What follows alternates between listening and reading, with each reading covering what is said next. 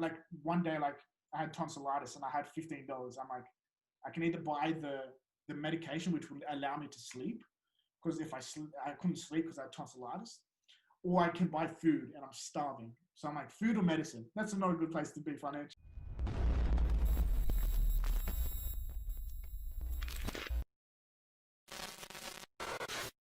Yeah, what give some experience to the viewers. What could you sell a store like this? How much would this go for? What would you list this at? Well, here's the thing. It's drop shipping, which isn't great for my buyers. It's not great. It never is great, man. It never is great. You're going to get immediately less, right? Yeah. However, it's what, 3 years old? That's solid. That's the good thing. 4 years old. That's the good thing. It's actually got some. It's not like a cash and pump kind of thing, right? Where it's 3 months old, you made 100K, and then you get it for like sell it for 2K, right? Exactly. Like, well, that's the thing. Like, it's drop shipping, but it's stable, and it's like that's stable, consistent growth, you know. Yeah, yeah. So that's a good thing. And he did get a bump end of last year in December. So I expect the same end of this year. And the great thing is he has low expectations. Did we all do? We list this though, like, yeah, 100 grand profit, here we go, and we get 3. That's the thing. Like, if the seller has low expectations, they're like, look, you can get more than that, but like, if you're willing to be reasonable, because that's usually the problem. Sellers are just super unreasonable. So that's the thing. When I see now, like, I already make the profit in the store. The selling stores for me now is just a bonus. Like, I don't give a fuck, right? I don't care. So yeah, mainly Facebook. Yeah, Facebook. Yeah. So what would you list as that? It's been, the good thing is it's been around for a while. The bad thing is it's drop shipping, but it's been around for a while. So I think it stands out, right? Well, yeah, I think I'm probably going to say you did 200K profit in the last 12 months. So he says. We'll confirm that. So I'm probably going to list it at like 500K to start. Like the multiple, like 2.5 to 3 for ecom. For drop shipping, that brings it down. He's fine with 450K. Like, he was more than fine with that. So even if it lands at 400, I think it's solid. 100%. Yeah, dude, that's crazy to get that from this store. If you get that, that's crazy. Because I could make the store in a cup. The good thing is obviously he's got the data, right? Yeah. But yeah, he needs to change the fabric, and he needs to change a bunch of things. Well, that's the thing, man. Like, a lot of the sellers I have, they're great at 1 or 2 things, but the rest, like, he's obviously, the website could be fucking done, and he could honestly, like, immediately convert better. But yeah, with drop shipping, it's always a bit funny, I guess, because some people will love it, some people will hate it. Yeah. But yeah, we'll see. Like, if it, we'll see what buyers say. I always I list a bit higher and let it come down if the buyers say so. Basically, if many buyers say so. So look, I told him, look, if we sell at 400, I said to him today, like, if we sell between 400 to 500, that's great. However, my valuation is one fucking thing. I'm a broker. I've sold a bunch, but however, the marketplace is always the one who decides what it's worth. So it's like any other fucking stock, right? It's only it's only worth what someone's willing to buy it for. So exactly. I don't care. Mate, that's fucking good. You don't care because I mean I can sell it faster. So so is he just drop shipping literally from AliExpress, or is it a little bit better? Because you think he wouldn't be 4 years, 3 years, you think he would have bulk bought. He's got a decent amount of money to invest per back end. Like, that's crazy. I've never seen a store like that. There's a couple like 5 Seconds and Blue Crate, Inspire Uplift. Like, they're like the main ones that like kind of, but I think they transitioned to bulk buy because I was selling a product. I'll just give you some. There were 5. I don't know if you ever heard of 5 Ecommerce? Have you heard of them? Yeah. They're huge, right? And they were selling this pumpkin product, right? And I was drop shipping the shit of it. Sold super well, and then it got fucked in the arse because there was no stock, right? So you think a store like that would bulk buy, not drop ship, man. Yeah. You know? Do you think they would get more money if they bulk buy and they said, "Here's the stock we have"? I think. Well, here's the thing with this specific business. Of course, he would. However, he himself doesn't have the skills to do it. Right? He doesn't have the skills. Just one dude. One guy. What? All he's doing is fulfillment and ads. One guy managing the whole fucking store. But yeah, look, like, someone can buy this, do it up properly, sell it again in 6 months.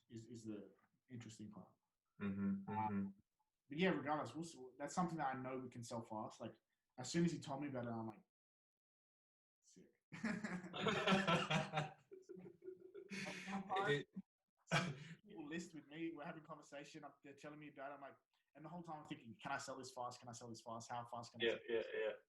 And I'm like, it's not great. Okay, I can probably sell it. The good thing is the profit and the revenue, right? And the time zone, because if I give you a store in 3 months old, I could maybe hit 200k GDP, but it's 3 months old, I'm drop shipping, it's got no, my payment processor might be just rinsed, right? Is he still using ShopPay or was he using Stripe? But is that a big difference as well, to sell in a store? Nah, PayPal or Stripe or Shopify, fucking whatever, is fine. What I foresee, because there's always a problem, there's no easy sale.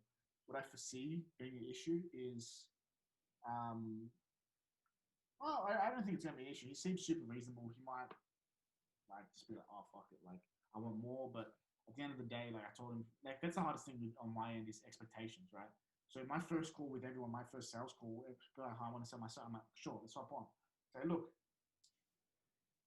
your site's worth a dick. That's the reality.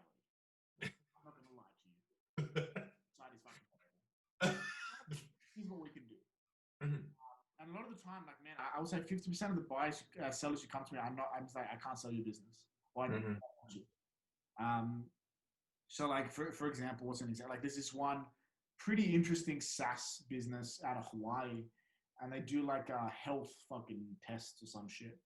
It's $300 each, but they're like negative. Like, I think in the past 12 months they made 400k. And they spent 800. So, and like, what can I sell this for? I'm like, dude, I don't fucking know. I mean, not much. Like, I don't know if like that's, and it's always that goes to another conversation. It's like, where's the line between VC and just an investor in ecom? Because when we're talking SaaS, it could be something huge, but something like that, I can't sell that. My buyers don't want to buy something that's losing money. Yeah. So, it's always a bit like that. It's that it comes back to, again, like, most people don't want to sell their business at the right time. They want to sell it as soon as it starts to decline. They're like, I better get out. It's like, well, you want to sell your business for the maximum fucking, like, for example, I have this skincare business now, and when she initially came to me and I brought her fucking amazing $1 million+ offers, she was like, nah, I want to see how it goes in another month. I'm like, oh, okay. And now we're selling for 150k. She wants to listen to me. Now she wants to listen to me. I'm like, what did I tell you? Well, a lot of dropshippers, man, they list when like they get shut down, right? Like payment processors fucked, or Google Ads got fucked. So what would you list a business, for the people out there that, my store, what would you list my store at? 3 months, we're doing like 4k a day now, GBP, we've hit 100k, probably going to do 100k this month, but it's all crappy dropshipping from eBay. What would you list as? Profits are about 30%. It's just Google Ads. Like, would you have to, like, would there be like a aftercare? Would I have to teach them Google Ads, or do you know what I mean? How does it look? Okay, well, look, here's the first thing I would do. Like, there's pre-listing like strategy to put into anything. The first thing I would do is not sell it yet. Like, at least 6 months, because guys in their head just have a mentality of like, I'm not going to buy something that's only a few months old. Like 1 year is a very, very, very big thing in their head. And 100%. Like the strategy that I recommend to most dropshippers, like most of my dropshipper friends, is like this: run a few stores at the same time. At the same time, let them sit, let them run, and keep it relatively stable and growing at least a little bit for at least a year. And at a year, it's so different. The story of the sale. That's what I was talking about. The story of the sale is so important. If you've a 3 month business, dropshipping business, the story is pump and dump. That's exactly. Right? Exactly. No one wants to buy that. Only a fucking idiot would buy that. Which there's a lot of them, so you can probably a lot of idiots. There you go. But they don't give you the good money if you held it on. Like that story you showed me. Exactly. So the real big money is in a big sale, right? So you can, like this store, for example, that I'm listing today, is we're going to sell that for probably, I would say, if I had to honestly guess, like 400k USD. He had it for 3-4 years. Look, he held it for a bit long, but I mean, I think it's probably wise regardless. and he's gonna make whatever 400 grand off that, and that's worth it. And he has a few other small businesses, and every year, if you have if you have 4 or 5 businesses, you let them go for a year and just intermittently start new ones and sell them, start new ones and sell them. Yeah. It's a point where you're building, you're selling them for a bit more each time. And for example, and you can also just evolve them into not drop shipping stores, right? So if one is going really well, evolve it, set up a 3PL and do things differently, and then you instantly increase your valuation because it's not drop shipping anymore. And that's what happened with a French sneaker brand that that listed with me, and then they were drop shipping, and then they just changed to 3PL, and I'm like, okay, well, good. Now we're talking about a brand. We're not talking about exactly, man, exactly. And it's, man, I know drop shipping is like fun, and it's like almost my definition of shiny object syndrome. 100%. Yeah, this looks fun. This looks fun. That looks fun. But man, and I'm so guilty of that for at least 6 years of my life. I had shiny object syndrome like that. But the reality is the big money, and that's what really matters, right? The big money is in the longevity of building a brand. And the sky's the limit when you're building a brand. With drop shipping, you can make a fuck ton of money, like really a lot of money. But it is very limited in terms of selling for multi-millions, because it's going to be drop shipping, right? Well, what about Century 21, right? Ty Lopez, he admitted he still drop ships off that store. That's another thing as well. How much did he buy that for? No, I can't remember. I remember seeing he bought a bunch of old school. Yeah. Because I've seen he still drop ships, which I think is crazy. Yeah. That's the thing, man. Like, even in that one, that's kind of evolved into a brand too. I mean, it is a brand. Yeah. But that's where it gets interesting. Like drop shipping, it's very interesting because, it's just it has a lot of potential. But I think the natural evolution for anyone who is really good at drop shipping is to, they get that one product that does pretty well. You slowly, you improve margins by setting up a 3PL, and now it's a proper brand that can be sold for a lot more. So yeah, I mean, like I look at Josh Alizecki with Snow Teeth Whitening, Yes, crazy, man. He's going to IPO that by the sound of it, and probably for like 9 figures, right? Something huge. And that's, I'm sure he started, it's teeth whitening. I'm sure he started by drop shipping, right? And now he looked at it from a 10 to 20 year plan, and now it's going to be fucking worth $500 million probably at some point. So man, I think, and same story with like High Smile, right? Like I remember meeting those guys for a coffee in 2017. I'm like, so what do you, so like, you guys sell like teeth whitening kits? Like, yeah, so we started off drop shipping or whatever. And we're looking to do pretty big stuff. And this was before the Conor McGregor shout outs and shit. I'm like, I met them. I'm like, oh, okay, bro, relax, fucking $1 billion over here. And now they're doing huge numbers. Like I saw them on the Australian Rich List. They have them at like $160 million each for Alex and Tom each. So they must be doing very, very big numbers. So it's like was it Manscaped as well? Is it what's it called? The razor one. Yeah, like it's just a crappy little razor. They stuck a logo on it and they scaled the crap out of it on every platform possible. Well, that's the thing, man. For me, that's where where I want to be heading with my deals too, right? Like, and that's the crazy thing about ecom. You're for the most part, like 90% of people will never make any fucking real money on ecom. 5% will do pretty well, 6 figures, low 7 figures. 1% or 2% will be able to do like 10 mil plus over the years. And then that tiny, it's probably like 0.1% of people in ecom can do 9 figures. And it's those are unicorns, like VCs. They're like, for a lot of VCs, they're like, George, we're not interested. Like we do, we need $1 billion, like high 9-figure businesses. I'm like, have you never heard of fucking like, what's that mattress company? Casper, right? There's so many, online brands that so slowly evolve into the VC world. I think there's a huge wave of that. That's, we're going to get to that point a lot more with VCs. I mean, even this morning, I knew another VC is like, hey, we've got 60 mil.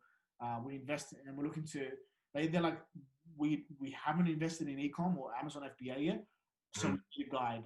Can you call us? I'm like, for sure, tomorrow, and I'll make you pay me for it too. But yeah, man, VCs are slowly opening up the road. I remember talking to VCs early on when I started Ecommerce Brokers officially. They're like, we're VCs. We're not. Yeah. And now they're like, George, can you guide us along the way? Okay, no problem. But I think it comes back to what you like, because I know a dude as well. Like, he never wants to brand it. He tells it, man. Like, he's got like 70 stores, all run by VAs. And he had this store, but he was selling masks right in one of his stores, right? Using Google search. He was hitting 200K days on masks. And shut down immediately though, like in 2 weeks. Made a killing, and all the money's still on hold. It's going to be a good, payout day, but he never wants to go to that next level. He has he goes for mass volume. So I just said to him, like, you're at the next level, you want to do that next level, like, nah, it's too fun. So it just depends what you like. For me, man, it's like, if it works, it works. Like, if it's working, man, it's working. But it's tiring, man. It's tiring, For me, the only reason I'm pro build a long-term brand is because I'm biased, because that means I can sell it. Like, of course. Yeah. But also because I have the same experience with my businesses over time. Like, I jumped from business to business, from store to store for 6 years. And then I'm like, okay, what is the one business I should focus on? My e-commerce brokers, leave everything else, focus. And only then did I achieve the success I wanted through focus. And now the challenge usually is like, what's the next hustle? What's the next 100K? Where's the next 50 grand? Now it's not that. It's like, how can I build my business 1% more over the next month than, which is very different, which is a slow grind, but it's much harder because you have to actually just have the faith in yourself that it's going to work and you're doing the right thing. Because you can in 24 hours validate whether a product works or not, right? Yeah. If you split out Facebook ads, split test the shit out of them, if something's going to work. It's like every year, man, I know what product to sell. Like, I'm ready to bulk buy the shit out of these rose bears, you know what I mean? I'm going to bulk buy the shit out of them, ready for, Valentine's Day, and then obviously Mother's Day, stick a little logo on it and sell it. Because I was dropshipping that, this year, last year as well. So I know it works, but I'm going to go to that next level. And bulk buy it, they're super fast in the UK, and charge more because it's going to look branded, So the same with this year as well. I learned that 5 seconds Halloween product works super well. Guess what I'm going to do next year, It's every product every year works super well, but if you can stick your own name on it or just kind of make it look different, you'll just, sky's the limit. Well, that's the thing. I get, for me, because I've seen the deals happen, I can get very creative just in my mind in terms of what dropshippers can do for normal businesses. So, for example, like the standard florists in Australia, right? I know the guy who owns the family that owns the biggest florist in Australia, and they're not probably doing the crazy numbers that they should be doing on Valentine's, right? And they're probably losing a lot of market share to dropshippers who can do it right. Yeah. But if you bring a dropship in, you do it, or you buy a dropshipping brand that's done consistently each year, they're doing good numbers for your product, they should buy, and that's where I come in at, and I need to convince these people, like, this shit works. These guys know what they're doing, because they won't get that immediately. Like, I sold like a wine accessory, like wine bottle accessory business to these old school, like liquor store chain owners, right? They're like, fucking old school mentality. Like, what are we going to buy an online business? I'm like, look. Yeah, mom and pop shop, right? Yeah, basically. But they evolved into like a chain. Buy this, it's an accessory, sell it wholesale in your sell it in your store, sell it wholesale, do what you got to do, and brand it, put your brand on it. And I had to walk them through the whole process. It was a bit painful for me, but at the end of the day, I was the best fucking person to sell it to. It was so ideal. And that's what the old school isn't realizing. And, during the COVID, they only made money through the online store I sold them. They're like, yeah. I'm like, oh, you're welcome. So man, I want to touch on this, right, for people watching, right? Because I'm going to post as well. You're 22, 23, right? What how have you came so far? Like, where were you? You were like broke. Like, how have you came so far into yours? Why did you want to do what you want to do? Like, how does somebody do that? I'm in the same situation as well, but like you're a little bit different, I think. How does somebody do that, and how do you do that? Yeah, good question, man. I think about that myself a lot. Yeah. Because I've watched your videos and I've seen it, but is it in the mind? You know, is it practical? Is it mind? What is it? I think above all else, it's internal. It's in your head more than anything. But like early on, as a kid, I grew up in a pretty strict, conservative Greek family. So it's like immigrant family. It's like, go to school, shut the fuck up, don't be overly creative because you just need to get good test results, go to university, become an accountant, get a good job, climb up the social ladder, marry your wife, have 2 kids, get a mortgage, and have a second house at best. That's really the plan that's laid out for you. But you didn't like that? You just didn't like that idea, or what? Well, you know what it was, man. When I was about 15, I said to myself, I really want to know what I want to do before everyone else, so I can get ahead in whatever I want to do. I don't know if it's entrepreneurship or whatever. But I was a pretty shy kid, pretty insecure about a lot of things, and introverted. And I remember one time around this age, I went to my uncle's place in Sydney Harbour, beautiful view of Sydney Harbour Bridge and everything. His house was worth like $20-30 million. I'm like, why is this guy so rich? And not that we were, in abject poverty, but like, why are we not like this? What's the difference? I'm like, he's an entrepreneur. He makes money. So for me, I'm like, okay, well, I want that. What do I need to do? And I just started reading like intensely and researching intensely. And I was working at McDonald's at the time. I had construction jobs on weekends and stuff, and demolition and stuff, and laboring. And I was like, okay, let's do a bunch of work experience. So I went through my school, went through my family network, went through everyone. Said, what are you, an accountant? Let me come in, let me work a bit, just be an intern, whatever, just to learn what it's like. I want to see what it's like day to day. And I started ticking things off, what I didn't want to do. Accountant, fuck that. Civil engineer, fuck that. Mining engineer, fuck that. Investment banker, fuck that. Just listing all the stuff I didn't want to do. I didn't want to do anything. And then I realized, okay, what do I like about each of these jobs? And what I liked was the entrepreneurs who built the businesses in any category, in any niche. I'm like, those are the people I find interesting. And then I started reading how to win friends and influence people. I read Think and Grow Rich. I started reading some Gary Vee and getting looped in with Gary Vee's content. And started thinking like, shit, I want to be an entrepreneur. Like I wrote it down on this little yellow piece of paper, this little post-it note. Said I want to build businesses and make it. I want to sell goods and services. I want to sell goods and services until that makes people's lives easier and better. I make $1 billion doing it. That's my North Star. And that's why I'm like, okay, decided, let's get ahead. Let's do it now. And I started just a small affiliate. I started with Facebook groups and set up an affiliate site off the back of that. And I started selling all this stuff to students. And then I sold that business, and that was my first business I sold, which I was around 15, 16. But from there to here, the ups and downs are crazy. I've been homeless. I've been broke at least 5 times. And not just broke in one occasion, like broke over a year period. Like for all of 2017, from mid-2017, probably all of 2017, I had never had more than $2,000 in my bank account, Aussie. Dude, that's not long ago as well, right? Yeah, no, not at all. Like, but for me, that's when I had shiny object syndrome. Like, yeah. I had my agency as well, so I'd pick up a bunch of stuff. I had a few e-com stores, but it just never worked out, and I never looked at things long term. And I was just having fun, and I guess trying to have fun, but also trying to build a business. But and many times I went and got jobs. I'm like, fuck this, fuck entrepreneurship. I'll just get a job. Yeah.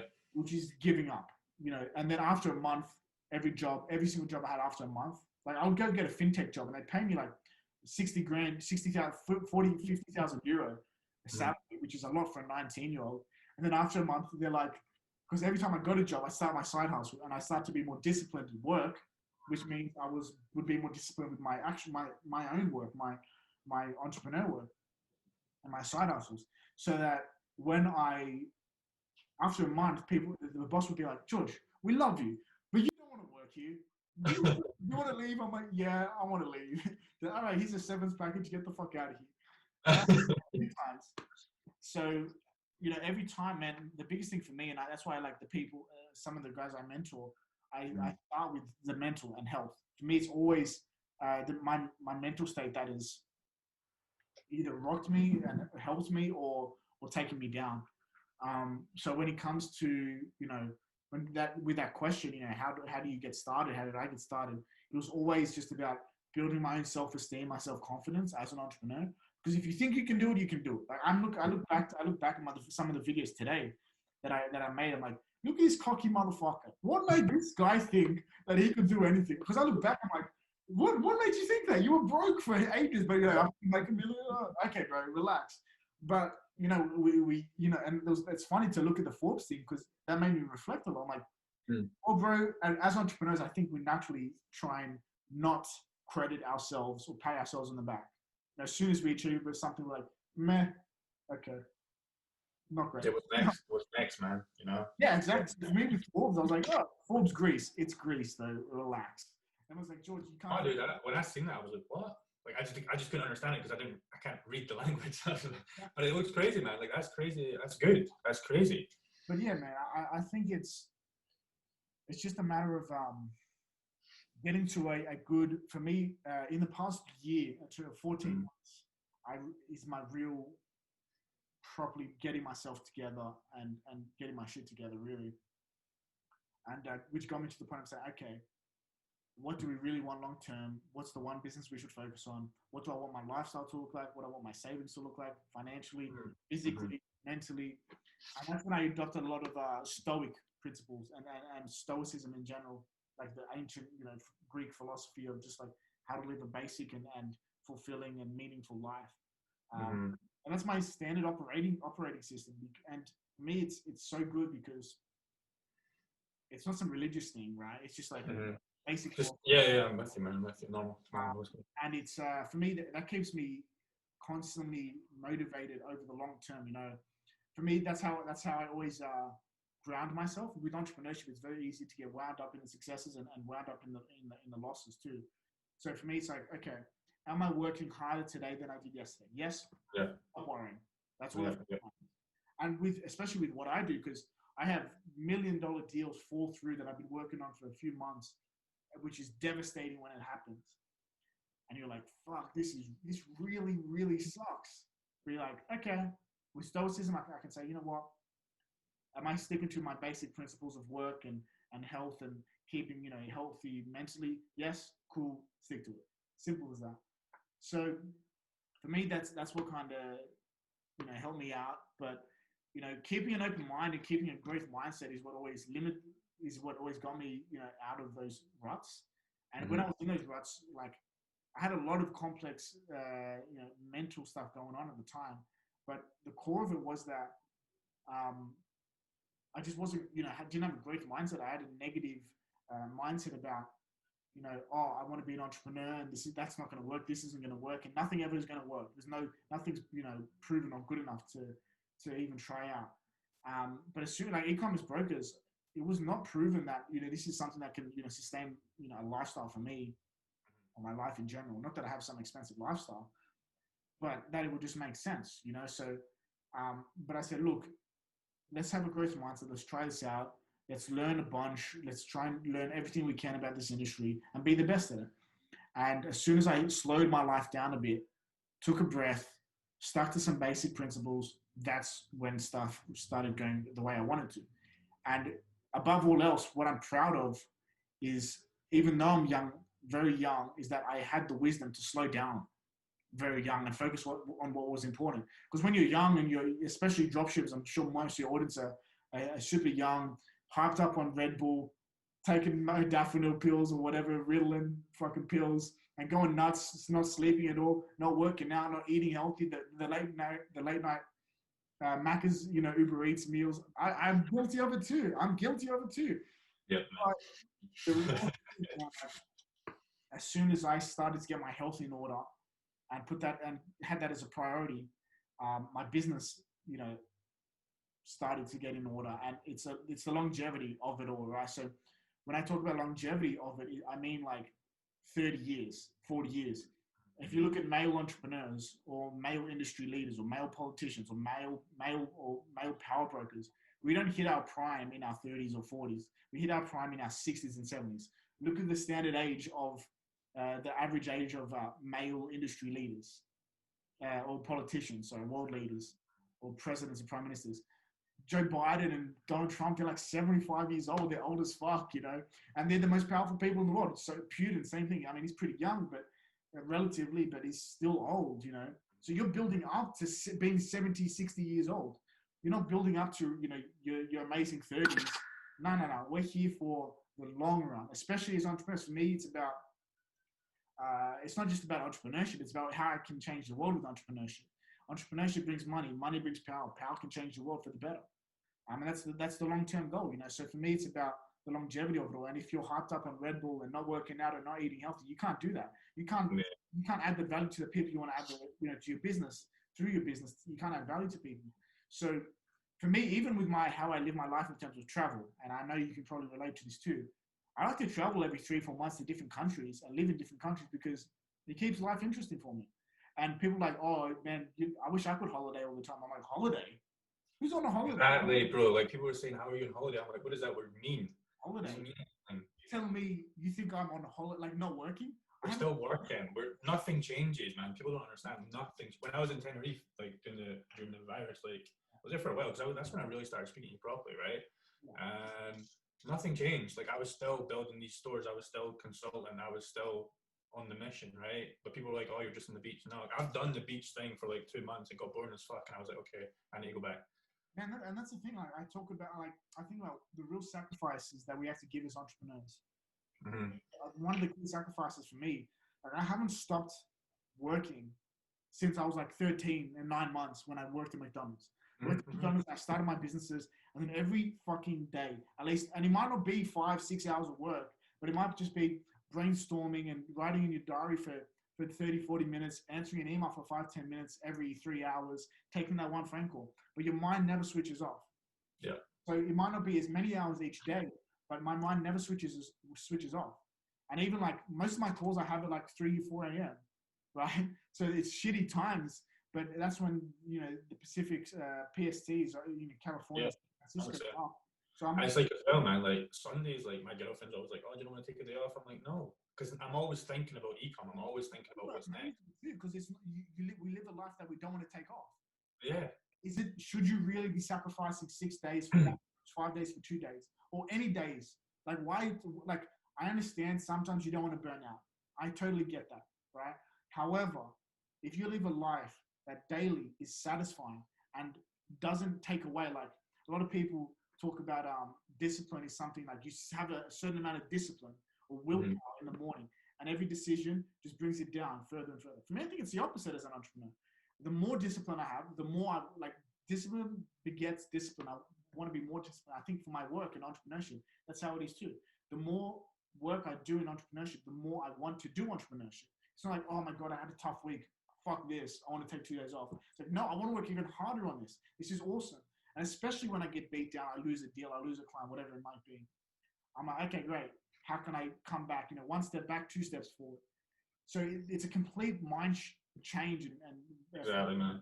Because I remember the same thing when you said that. I remember when like I was scaling stores and I like lost my first Shopify pay account. I was like, fuck. I was nearly crying, man, because I was like, oh no, I can't process any sales. Like I just was getting things going. I was like, how can I problem solve this? Okay, there's Stripe, there's WorldPay, there's Authorize.net. There's so many options you don't even know. And then for the next time, you're like, okay, I've got a backup. So getting better and better and better. Same thing with you with losing deals. I know you lost a big deal with that woman, right? You were going to tell me about. It's the same thing. Problem solving is what we do more than anything. Yeah. Sorry to cut you off. No. I was just going to. I wanted you to tell like me and the viewers a story about that woman, if you can. Yeah. So I had this seller and I usually sell stores within. Can you reveal the store or no? Nah, I can't. No. Okay. Well, I mean, we might actually resell. She came back to me after 2 months. Oh, okay. Okay, interesting. But yeah, basically, I usually sell stores within 2 months, right? So 2.5 months from listing to money in the client's bank account, 2.5 months. And this was 6 months, just because the seller kept changing her mind. What price do you want? She's like, I want more, I want less. So it was a real headache for me. But Anyway, eventually it fell through, and she just went AWOL for the day of signing. 5 days before the day of signing, she went AWOL. Didn't respond to anything, which is the worst possible thing that can basically happen on the seller. Yeah. And I was like, I worked on this motherfucker for 6 months. And look, I have like 20, 30 listings at once, but there's probably always one that's just about to close, and there's 3 others that are near closing. And she was like in the top 3 for 6 months. So priority for 6 months, and then went to nothing. So it's like, fuck, like, and what I found interesting was how I experienced that defeat, that loss, in comparison to how I handled my early losses and defeats. For me, I was like, this really sucks. Okay, look, go get I remember on the day, I'm like, go have a coffee, go write about it in your daily diary entry stuff.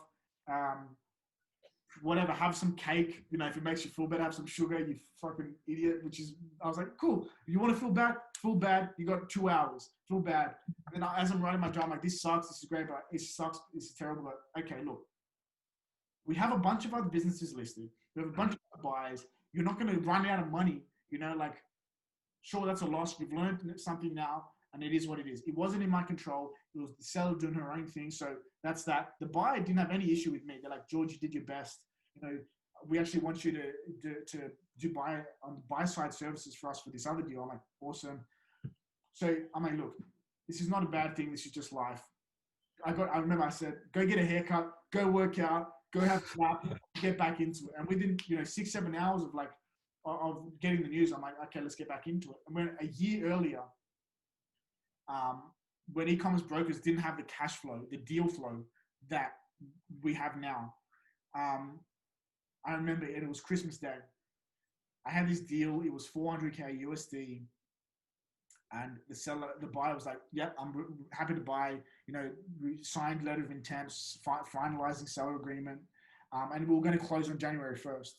And on Christmas Day, I remember I was living in Budapest with my ex-girlfriend. And I wake up Christmas Day, and he to see his message, I'm out. I'm not interested anymore. I'm like, damn. On Christmas, bro.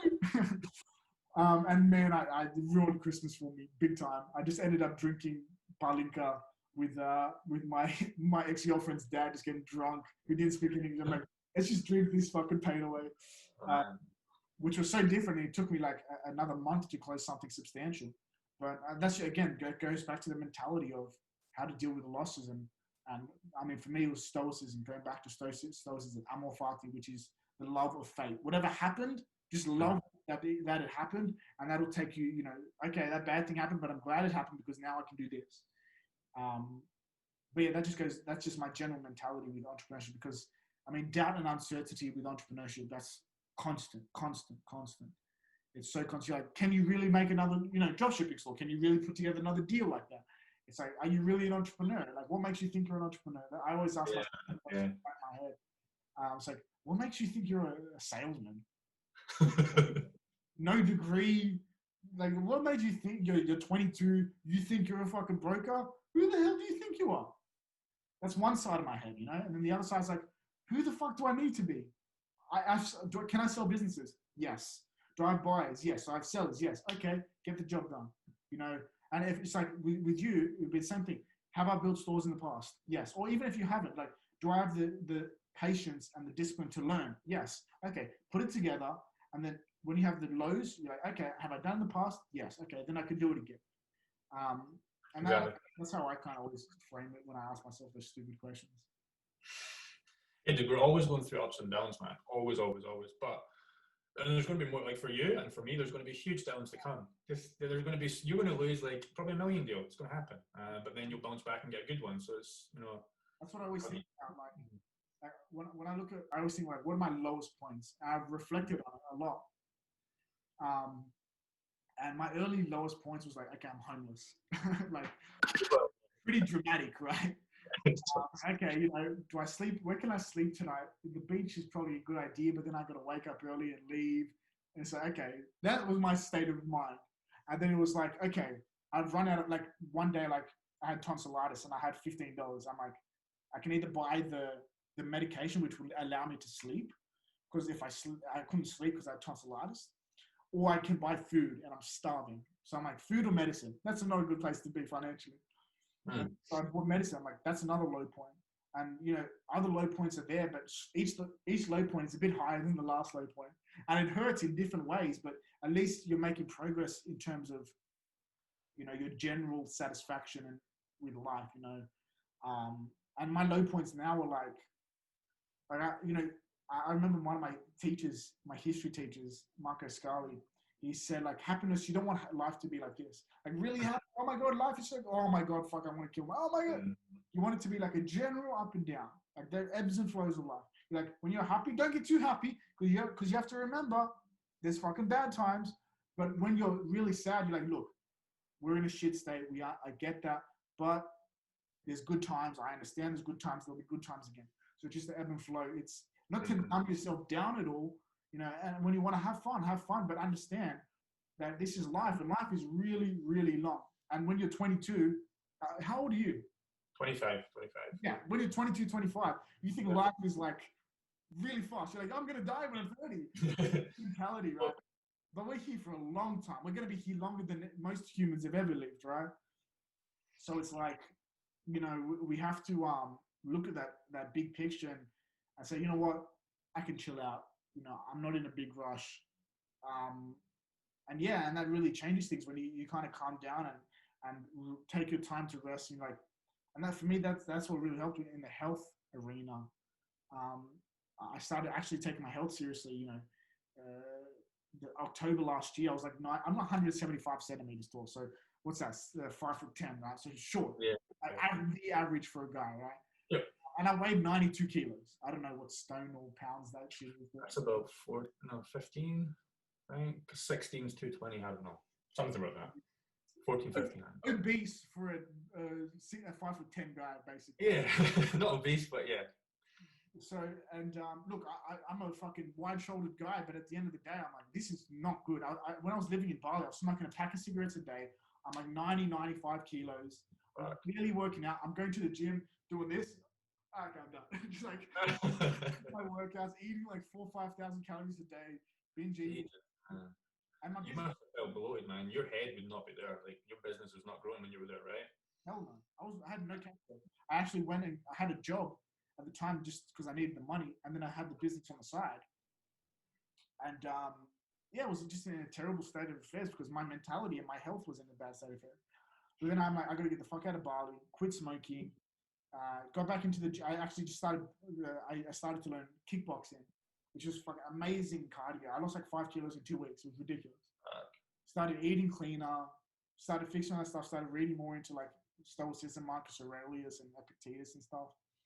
And the business started doing better as well. Look, there's a bit of a delay because you need to, especially with brokering, it's not directly an online business, but it takes a few months. But slowly the money started coming in, and then it snowballed. And you're like, oh shit, like it's direct. It's crazy how fast you can grow. But going back to that, what do you think is like? I know for me, like financially, like let's say I was like peaking at 10K, then shiny object syndrome came in. How would somebody overcome that, right? Let's say I'm making a quick buck online, I'm just getting started, and I buy like a Gucci belt. Like, how would you get past that mental barrier? Have you ever been there? Where you're 10K up, spend 10K up, spend. Man, I was like that from 2016 to last year. Like, shiny object. Like I told you, like it kills you, man. It kills you, man. I never really had more than $5,000 in my bank account for really most of those years. I would make there was a point where I was making $3,000 consistently, around $3,000 consistent USD a week. I was like, I'm killing it. But somehow I never saved any fucking money. Like I never. It just goes up. Your lifestyle just goes up, right? Well, that's the thing. Like for me, I didn't spend it on things, but I just started traveling more, doing more travel. Like I'm like, oh, first class, okay. But when you're young and you're an idiot, that's what happens. But for me, I think it really starts with you need to sit down and really think about what's important in your life. For me, I'm like, and I've got a crazy, kind of story with, I'm from Australia, I'm Greek, my friends, my family, all this crazy stuff. But I'm like, what do I actually care about? And for me, it's like, okay, I care about, mentally, I want to have a good head on my shoulders. I'm going to live a meaningful life.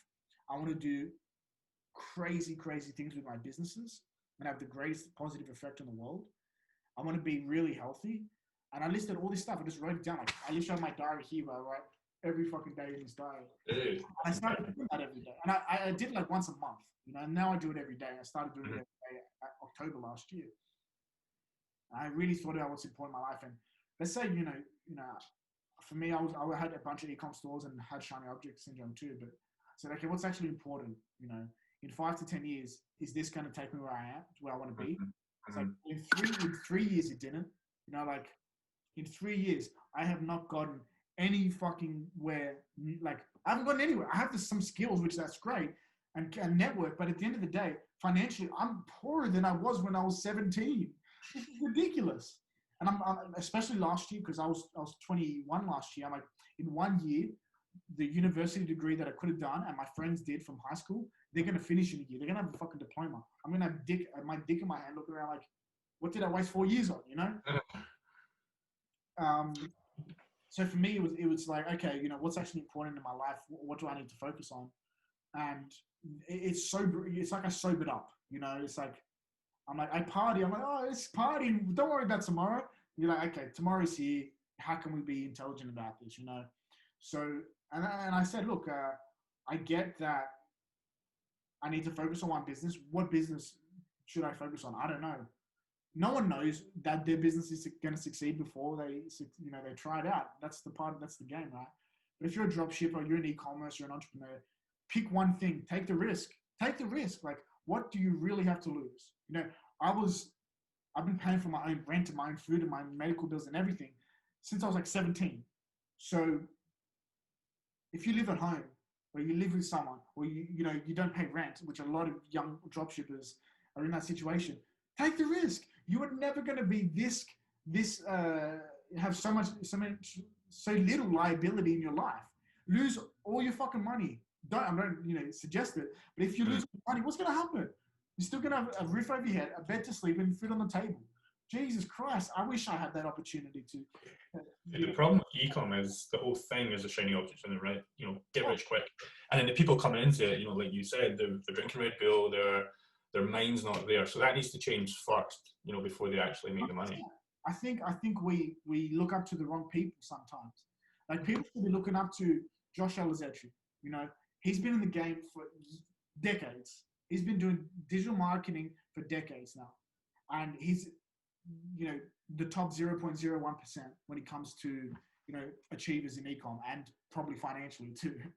So, like, these are the people we should look up to, right? Not the random, you know, guy who's like, oh, you know, I'm in life. The random guy running out with the Lambo in the back. You know, that's great, but yeah. For me, and beyond even just e-commerce, like, I feel like we generally look up to the wrong people as young dudes, you know. We're looking up to, like, Wolf of Wall Street kind of characters. Like, that's a cool life, no doubt, of course, you know. But, you know, you kind of want to, you don't want to be the 50-year-old guy at a club trying to hit on girls. That's how I think about it, you know. You don't want to be hustling at 50. You want to have something very fucking established, have a strong reputation, have a strong financial position, and be doing something, you know, meaningful. And for that, I think you definitely need to get your affairs in order. Like Jordan Peterson, his book 12 Rules for Life was my favorite book of all time, because it has such a powerful effect on me last year. He talks about get your affairs in order, you know, make your bed in the morning, get your shit together, you know. And that was the one. I mean, that book was the catalyst really for the change that I've had over the last 14, 15 months. Because think about it, like in August last year, my cash flow was non-existent. My reputation as a broker was basically non-existent. And this year I made the fucking Greece Forbes 30 under 30. And I'm doing 6-7 figure deals every two months basically. And it's like, I don't say that from a point of arrogance. I say that as a point looking back and reflecting, like, fuck, you can change. People can change. You can really do crazy things in a short period of time and get your shit together fast. And a year might seem like a long time, you know, for people who want to make $100,000 in a week. But it is a very short period of time in the grand scheme of things, you know. So I think if you can have a little patience and a little discipline, you can go a long way. And yeah, man, I think that's definitely my key. And not that it's going to be any easier. Like dropshipping and having shiny object syndrome is hard. You know, it's not easy to make a lot of money in short periods of time like that. But you have to pick your sacrifice. And for me, my sacrifice is going to be that I'm going to struggle on one business for the upside of that, and I'm going to find meaning and reward in that. So 100%. yeah, 100%. 100%. No, that's a good message, man, because a lot of people are young, they don't know what to do, and you're right, they live with their mum and dad. It's so easy to just chuck a couple $100 every now and try and get a little bit better. There's no risk, really, if you think about it. You know, get a part-time job without pay for it. You know, there's no. Exactly. You know. But that's the thing. I mean, when you have, like, I always thought about like getting ahead. I just want to get ahead. I just want to get ahead. And when you're young, like, if you have the hardest thing to do when you're young is to focus on one thing. But if you can focus on one thing very young, you'll be very surprised what time and discipline over many years can do for your business, right? For any business. And I've only dedicated Ecommerce Brokers I only really started selling businesses for others 3-4 years ago. I only took it seriously in the past 2 years, really, or year and a half. And it's a short period of time in the grand scheme of things, but it's a long period of time for us young people, young guys. But at the end of the day, I think you'll find the reward if you're willing to focus, take the risk. And for a dropshipper, that change might be like, look, you're good at sourcing products. Let's test a bunch. Which one should I set up a 3PL, set up a brand, and go all in on for at least 9 months? Like, exactly. Build a dropshipping brand up to the point where you can set up a 3PL, whatever it might be. Take that jump, and now you're I don't want to say I've got no problem with dropshippers, but you're definitely more established when you put together these online brands, and you're going to make more money selling the business. It's just a different level. I just like dropshipping. I'm trying to do both, but just dropshipping's too easy, man. It's just too easy because especially on Google, that's what I try. And I'm not the advocate of being the best at everything, so I can see that. And you're trying to be the best broker. That's why I think you should come up with some course for sure, definitely in the future. But yeah, you want to just stick to one thing, focus on that one thing, and be the best. Because then nobody can compete, right? Because people won't be doing this in a short amount of time. Like, think where we're going to be in 10 years, man. Like, it's not going to matter. It's just going to be too easy. And it already is getting to that point for me, anyways. Like, just keep. That's the thing. Like, when it comes to like ambition, though, like, I think when people talk about, or even shiny object syndrome, like, I think some people just have a lack of creativity in terms of what they can achieve, right? Like, why can't you build a brand like Josh Salazetti and sell it for, get to 9-figure valuation? Like, that's possible. He's proven it to be possible. If you dedicate time and persistence and discipline and you innovate over time, it's possible. Craziness is possible. And for me, my kind of crazy goal is to be the number one online business broker, and to do 9-figure deals, to do those deals. And that's fucking going to be very hard. It's going to be a long process, and it's going to take a lot of years, but that's what I'm going towards, and that's what I'm going to achieve. Yeah, man, we've got time. That's the thing. Like, think how far you've came. You know what I mean? You can already see it. Like, when I was just watching your YouTube channel the other day, it's so funny how far you've came, man. It's crazy, man. It's crazy. That's the fun. I always think, like, when I get worried about, I only ever get worried about not having enough listings, like sellers. And I had that feeling last week. I'm like, fuck, do I have enough sellers? I don't really have enough sellers. Because if I don't have a lot of sellers, good businesses to sell now, that means in 3 months' time, I'm not going to be selling anything. So, and this week we listed like 4 new solid companies. So that was like, sick. But I'm like, what's the worst that can happen? Because I have chronic anxiety my whole life. I have panic attacks, I'll pass out, I lose my appetite all the time. But for me, I brought that under control in the past year.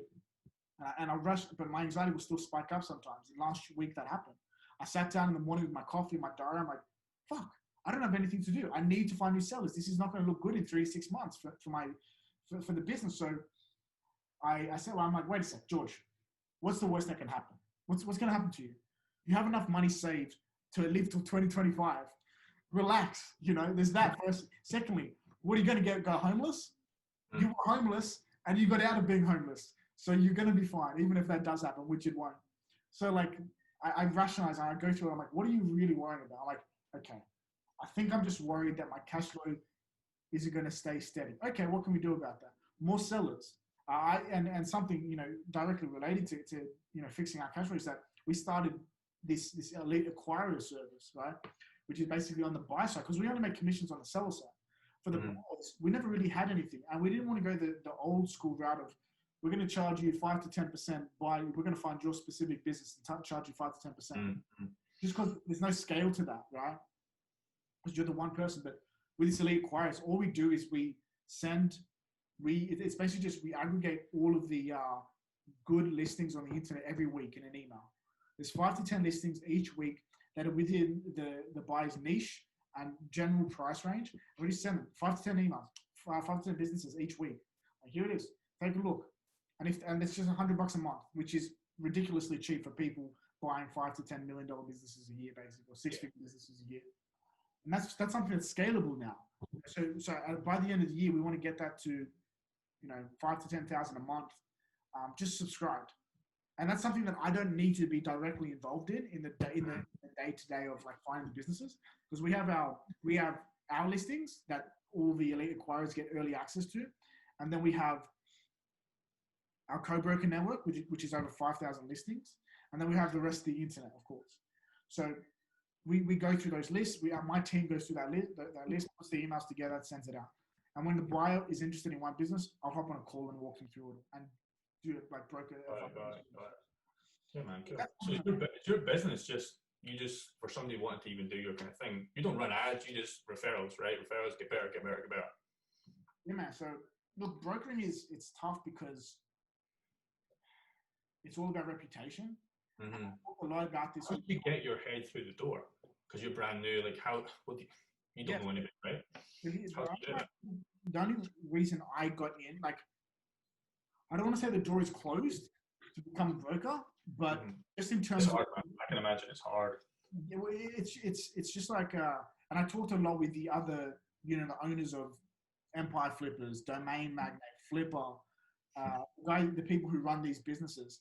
I'm like, what do you think about the industry? Like, what do you think the time of our industry is? You know, what stage is it? And almost unanimously, they're like, look, the getting into the space, that kind of door is closed now.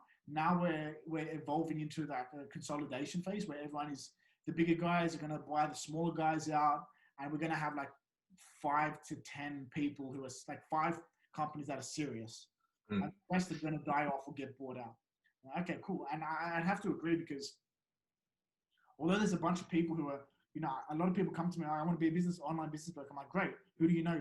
What buyers do you have? But I don't have any. I'm like, you can't. Like, you need to bring buyers. And the only reason I got into it is because for me, it was the natural progression from, I had a marketing agency with e-com stores, and I had my own e-com store. So I saw my first site when I was 15, affiliate business. And then, so I knew the process from the get-go, and I knew brokers. I knew it was even a thing. Most people didn't even know it was a thing 7 years ago. And then I sold a few businesses for my friends. So I knew about it. And so I was basically being a broker without getting paid for it, basically, or like calling myself a broker. I'm like, oh yeah, I'll hook you up, and then I'll help you out, but I don't need to take a commission. Don't worry. And then, for me, it was a natural progression. So that's how I got into it. And then I'm like, the only thing that really changed is that I started calling myself a broker. And I was like, oh, I'm just the e-com marketing guy. I don't know. I make money online. But no, I'm an online business broker. I work in mergers and acquisitions for online businesses. They're, okay, cool. But yeah, look, to do what I do, you need to, I think more than anything, it's not necessarily about, it is about who you know. You need to have a buyer network. And you need people to know who you are, because that's how sellers get to you. Because I'm almost 100% referral based. Maybe 10% of my listings come through the website. But the reality is, it's definitely about my you know, having about the network I have is how I get my sales, really. But it's also about sales. More than anything, I'm a salesperson. I'm a born and bred salesperson. I've done every sales course and read every sales book. I did the best being SLP, Straight Line Persuasion by John Belfort. It's a 10-hour course. I've done it like 7 times. And I perfected it. I've done easily done over 10,000 calls. Like probably calls since I was 15, I was doing cold calls. Dude, I seen that video you made, the cold call video. That was one I seen, man. So You know, that 100 calls in a day. so that day I was selling our video package for my marketing agency, Moulos Media, and I was calling up shops, not shops, shopping centers, like entire complexes, saying like, can I speak to your marketing department, this and that. And I said, look, let's just do 100 in one day.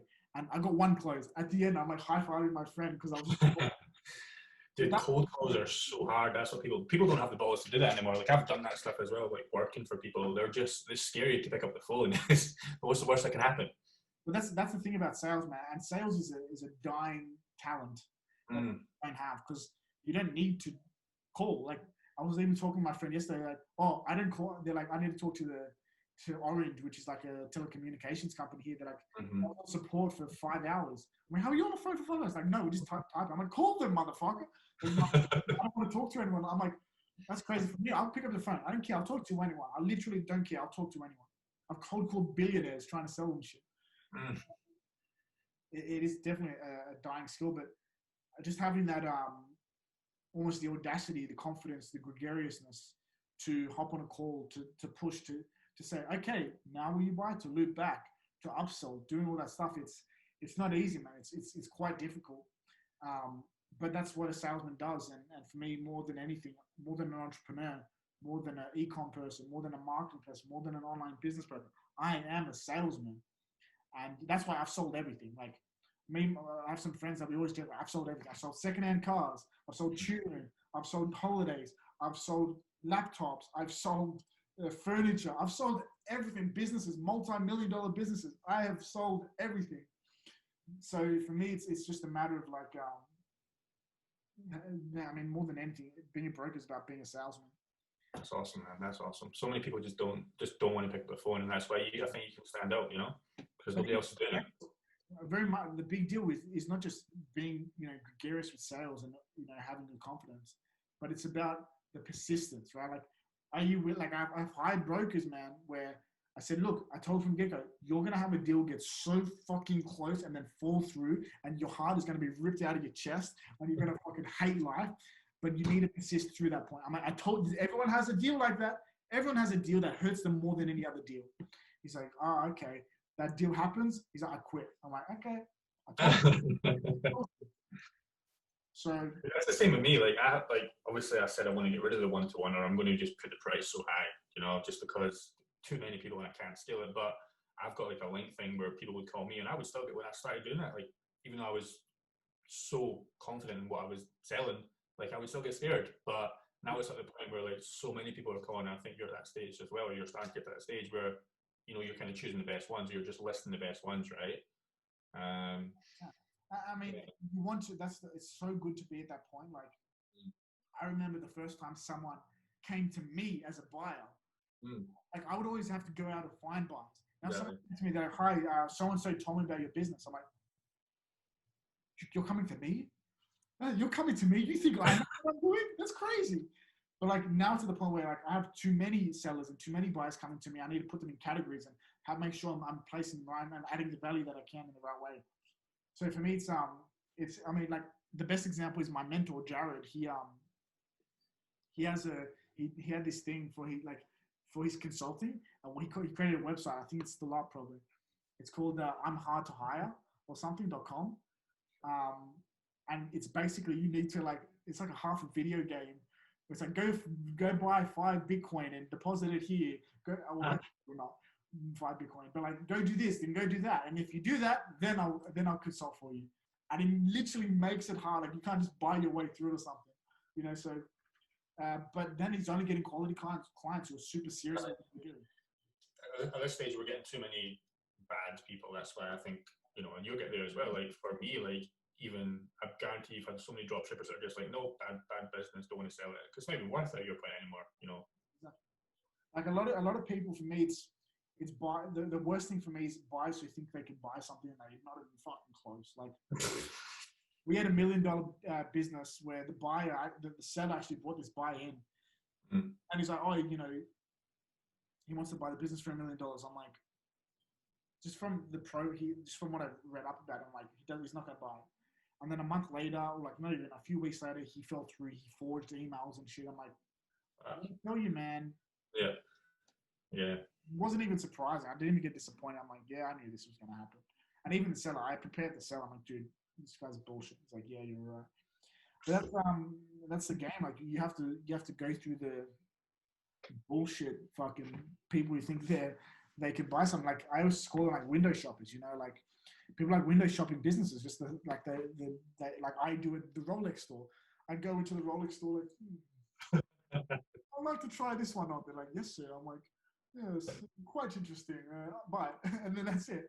People like to do that with businesses too. They're like, yes, due diligence, my letter of intent. Oh, yes. I'm broke, so I'm going to leave.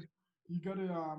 It's expected, man. It's expected. Even when I went on Europe, when I checked out your website, obviously I'm not going to buy any, but they look cool, man. It's kind of good stuff you have done last time I checked out. So yeah, does people just list on your site, and then, you know, how does the full transaction work? Because I know Flippa is a little bit weird. How does your one work for people wanting to sell? Yeah. So usually from referral or through the website, people contact me. Say, great, let's hop on a call. I need to. My first thing is to vet whether this thing is sellable, and whether the seller is you know, in the right mindset. Because it's a very emotional thing in business. You know, it's for a lot of people, it's their baby. So I hop on a call. I'm like, look, this is, you know, I give them like, this is my spiel. I've been doing, you know, building, buying, brokering websites and online businesses for 7 years. Blah, blah, blah. This is what I do. Tell me about your business. And then they're like, this is my business. And if it's sellable, I say, okay, look, great. You know, I can probably sell your business. Our average is 2.5 months. Blah, blah, blah. This is our selling process. And then they're like, great. Let's list. I'm like, great. And 50% of the people I talk to, I don't list. I'm like, okay, look, I think you have a very interesting business. It needs 12 months, whatever it might need. You need to do this, you need to do that. But I can't sell this right now because it's not something. They're okay, great, cool. And they usually come back, you know, 6-7 months later, whatever. But then if it's a good business I can sell, I'm like, great. I send them an email saying, I need you to fill out like a questionnaire, show me a profit and loss sheet, sign an exclusivity agreement, you know, for me to be their broker. And then, analytics, Google, Shopify, access, all that stuff. And then I list it. Usually our listing process is 24 hours. Once we verify Shopify and PayPal and Shopify and Google Analytics, we verify, you know, the upfront stuff. We leave the due diligence to the buyer and for due diligence companies.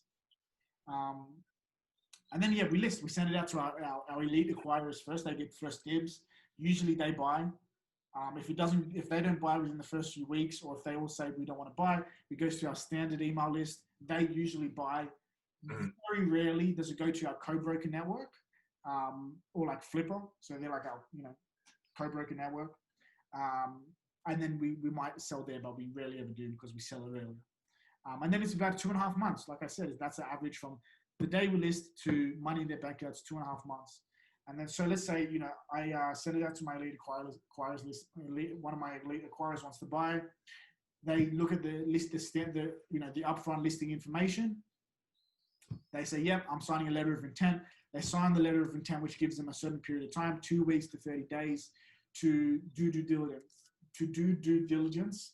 And then they do that due diligence. And if it all works out, they say, okay, great, let's sign a sales agreement and let's set a date. So then we set a completion date. So, okay, whatever, on the 12th of November, that's the day we're going to pay. That's the day we're going to sign the sales agreement. And there's a lot of back and forth between lawyers and seller financing. You know, who knows how this deal will be structured. And then they pay, and then the sales agreement is signed. Usually we use escrow.com. We have our own escrow trust account that we hold the money in, just like a real estate agent. But escrow.com is an alternative. It's not perfect, but it's the best, you know, third party. If a buyer wants to use that, and then the money's paid into the seller's account, and simple as that. And I get a testimonial. No, that's beautiful, man. And what do you think the one piece of advice is for somebody? Like, have they got all the right shit ready before they actually go and sell it? Do they want to sell it? Do you know what I mean? Something like that. Yeah. Well, look, first things first, it needs to be a profitable business. Like, it seems like a common sense thing. But the standard way to value a business is like net profit times a multiple. You know, 2.7, I think the average was for online business. 2.7. Yeah. So like, make sure it's profitable. Make sure it's at least a year old. If it's a few, Yeah, it needs to be old, man. It needs to be old. That's what I've realized when I look at, because I'm looking at Flippa all the time, just curious. Like the ones that actually sell are old, you know. The ones that don't sell are 3 months old, you know. Or they sell for sure. There are exceptions. Like 8 months, I sold a business that was 8 months old for $500,000 earlier this year. There are exceptions, but it needs to be an exceptional business, right?